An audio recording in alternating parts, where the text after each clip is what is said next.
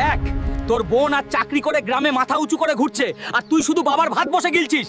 লাগবে না তোর মতো মেয়ে, বাইর হয়ে যা বাড়ি থেকে। কি রে বোন, বাবার অপমান কিরকম লাগলো তোর? কপালটাই এমন, যা এখন গিয়ে ভিক্ষা করে খা। আজকে আমার দুইটা পা ঠিক নাই বলে বাবা আর বোন দুজনে অপমান করে বের করে দিল।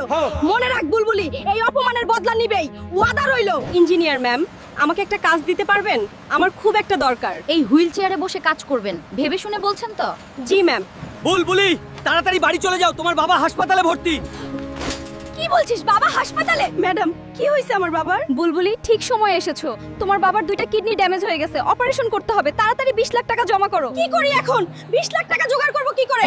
কাজ শুরু করলাম মাত্র 2 দিন হলো। আল্লাহ, আমি কি করব?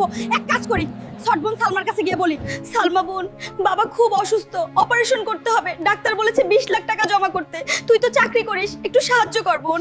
আমি কোনো টাকা দিতে পারবো না, এমনিতেই ব্যবসা খুব একটা ভালো চলছে না, আর বাবা তো বুড়ো হয়ে গেছে, টাকা নষ্ট করার কি দরকার? এইসব কি বলছিস? কিছু টাকা কামিয়ে নিজের বাবাকে ভুলে গেলি। ঠিক আছে, লাগবে না তোর সাহায্য, আমি নিজেই বাঁচাবো, কথা দিলাম। ম্যাডাম, আমি টাকার ব্যবস্থা করতে পারলাম না, আমি নিজের কিডনি বাবাকে দিতে চাই। আমি সিদ্ধান্ত নিয়ে ফেলেছি। কি বলছেন বুবু? ভেবে শুনে বলছেন তো? ম্যাডাম, টাকা ছাড়া আমার আর কোনো রাস্তা নেই, বাবাকে বাঁচাতেই হবে।